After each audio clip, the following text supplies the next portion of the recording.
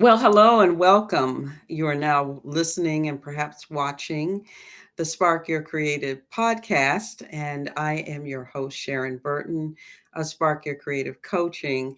And journeying on and focusing on my book, Creative Sparks, which looks like this.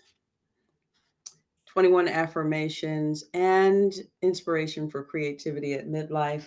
And I am so excited to have a series that's based on the book, but also to interview some wonderful people that were a part of the book. I have interviewed artists, creatives, musicians, writers, all sorts of wonderful people that participated in the book. And they did a wonderful job sharing their thoughts on a variety of topics that I go into, um, as far as facing who you are as a creative person, particularly those that are over 40, over 50. And Barely. yeah, barely, right? And those people who I interviewed are in that age range. And you'll see that they're very vibrant, very engaged in what they do. And one of them is with me for this episode. And before I give her the mic, I want to let you know we are going to focus in the book on affirmation 2. I embrace my inner creativity, and that's found on page 29 if you all have the book. And so this episode is about embracing our inner creativity. And I'm just going to read a portion of the book and then introduce my special guest today. I believe the most important part of unblocking and sparking our creative magic is acknowledging our creative identity. Buying into this aspect of our lives is imperative for us to show up as the creative beings we are. And in the chapter, I go into imposter syndrome, what that means, and how to deal with that. And then I also talk about steps to regaining your sense of creative identity. And I have, let's see, looks like 9 steps in embracing your creative identity. And I want to read a portion of the book too, which kind of leads us into what we're going to be talking about today. Um, and this is something that I wrote in the book, and it's about myself. For a long time, I didn't feel comfortable saying I was an artist. I mean, I felt I could only say that if I attended art school, had my work in someone's gallery, sold to wealthy collectors, had critics write about me, yada, yada, yada. It was only after I had started reading some great books about creativity and began creating for creativity's sake did I take in the notion that I am indeed an artist. When I was when I turned 30, I had just completed my graduate degree, which was a triumph during a rather challenging time in my life. I started my first postgraduate job at a place I wanted to work for. But almost as soon as I received my degree, another challenge started to snip at my heels, a real return to making art. And I go into my journey of starting to, become an artist and getting my work out there. And it's just really about helping people, particularly if this hasn't been your thing, in the last 25, 30 years, but it's always been a part of you. Or you started on this journey and had it interrupted because of life. Life continues to go lifing for all of us. So, anyway, I wanted to introduce to you and let you hear from Maria Geary, who is a good friend of mine. She is with Relaxing in Art, based in the Raleigh, Durham, North Carolina area.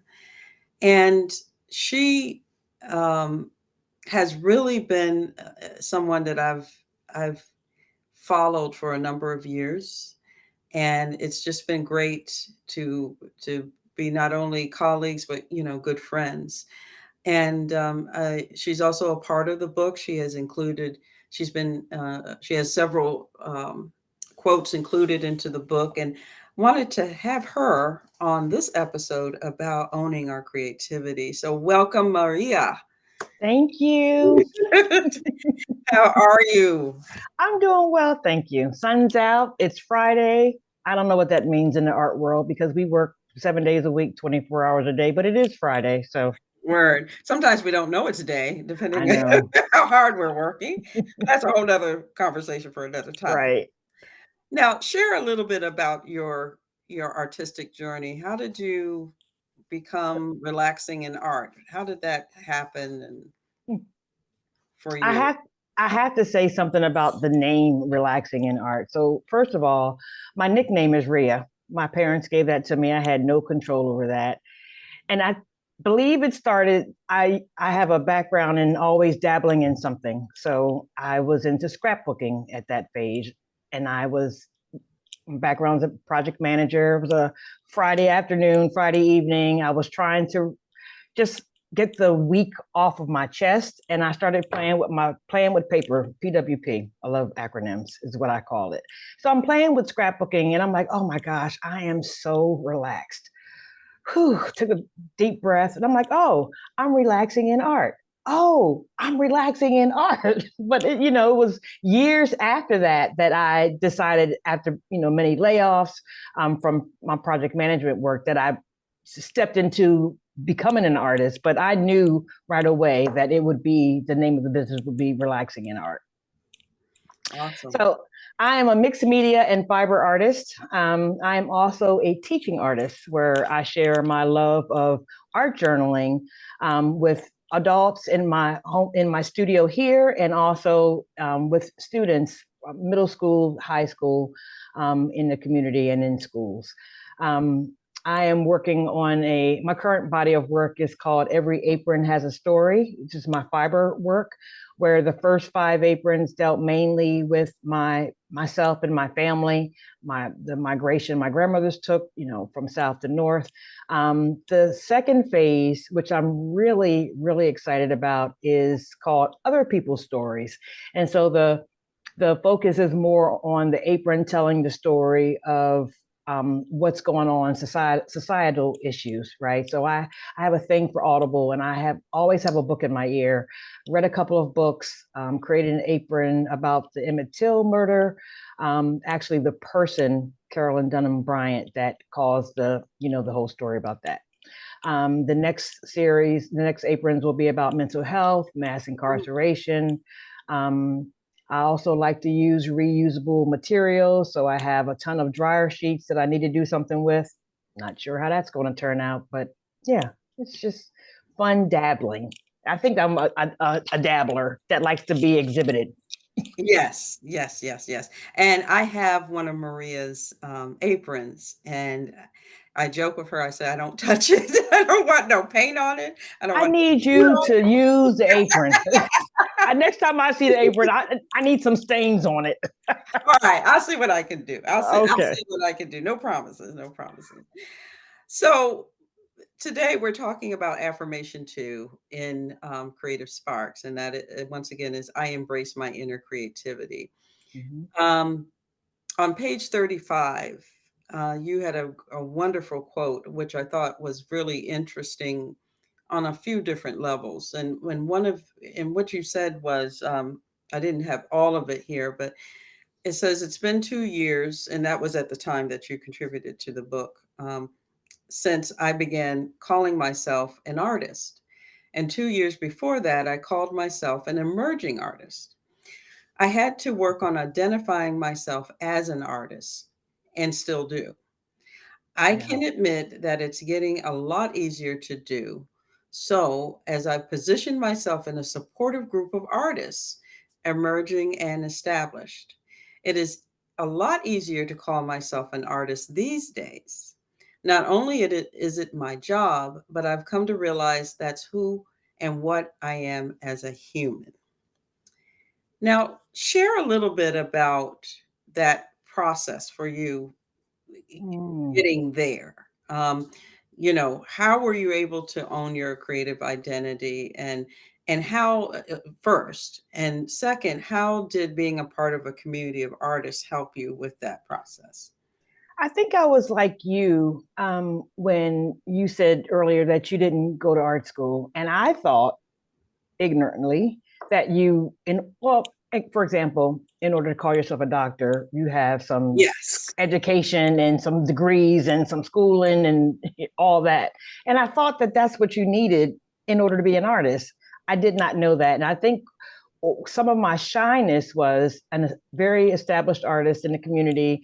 I was just putting myself out there, attending art events. And I asked her, I'm like, well, I'm self taught. So I don't know what to say. And the look that she gave me, I think looking back, well, at first, the look that she gave me, I thought was of disgust because she went to art school. I knew that. And it was very public. She was very public about that.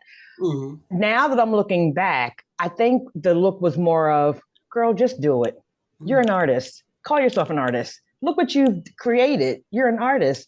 But I was so, I don't know what the word is, uneasy about saying I'm an artist because I didn't have the background that I thought I needed. How I got out of that is probably more rebelliousness and pride and thinking I'm the shit. Oh, thinking I'm It's okay. It's all right. thinking that I'm all that because this what I created came out of my being. It's not copied. It's not step by step. It was me playing in my studio when I came up with something. This Mhm. idea of creating personified aprons to tell a story. Nobody else thought of that. That was me. And only artists do that. So I am an artist. And it is so much easier for me to say today. I think just the confidence level too. Mhm. Certainly getting into juried exhibitions, not just community shows, bring your art, drop it off, we'll show it. Just going through the process of creating something, going through the application and having to, is my work good enough? Asking all those questions of myself and then submitting and getting accepted, having my work seen. That I think just, really sent me over the edge. And the community, the collective that I'm in, we have at the current state, we have three other artists in this space, and they're so encouraging. Oh my gosh. I'll tell you this quick story. A couple of weeks ago, I walked in, and it's rare that we're all here because of our schedules and what we have going on. But I walked in and I'm like, oh, I quit. I'm not going to be an artist anymore. I'm done with this. This is crap, because I was in a horrible, I don't know what was going on, but with some family things going on. There were some work things going on. There was, I need to pay rent things going on, which is always a thing. And I just threw up my hands. But later on that day, because I went home, I actually, came and got some stuff, something to color with, and went home to my home studio, which is, yeah. It just hit me. I can't quit. I am my own CEO. I can't fire myself. What am I going to do? Go back to project management? I hated it. I mean, I did it for 20 years, but it paid the bills. It was nice, went on vacations, but that's not me anymore. I don't think it ever was me, but it was me at the time and it was helpful. But I needed to create something, and I started another apron. Sharon, the apron is done. It took me a week. Well, I'm saying done. It's like about 85% finished. I've never completed an apron in that short amount of time because it's a process and it takes a little bit of time. But the talking to that they gave me, well, you can't quit. You need to go home, have a drink, take a bath, get a massage, do some yoga, whatever you need to do, because you can't quit. And they were right. I didn't want to admit that, but they were. Having those voices in my head and on my phone texting me, are you okay? The community is key. The community is key. I would say suggest anyone that thinks that they might be creative, go find some creative people and they'll tell you just how creative you actually are. So having everyone here or not here, just being surrounded by creativity, the support, I think that has made a lot of the difference. Does That's that answer your question? Yeah, it did. It did. Let me have one follow-up question. When you really started doing the art thing full time, how old were you, or what was the age range? I was 50 Okay. because it was my last layoff. I actually went back to school to get some additional degrees, and I was actually making cards on the side as my creative outlet. And I just decided, there are people in here that I could be their mother because I was in a younger, it's school, right? So these are 20 somethings. And I had life experience. I would show up on class on time and they just, move. I'm like, I can't do this. Y'all need to come in here. We have a project due. I can't, I can't do this.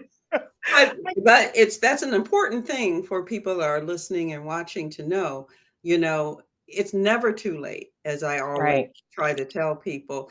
And, she was in corporate America and she does this full time now and she enjoys it.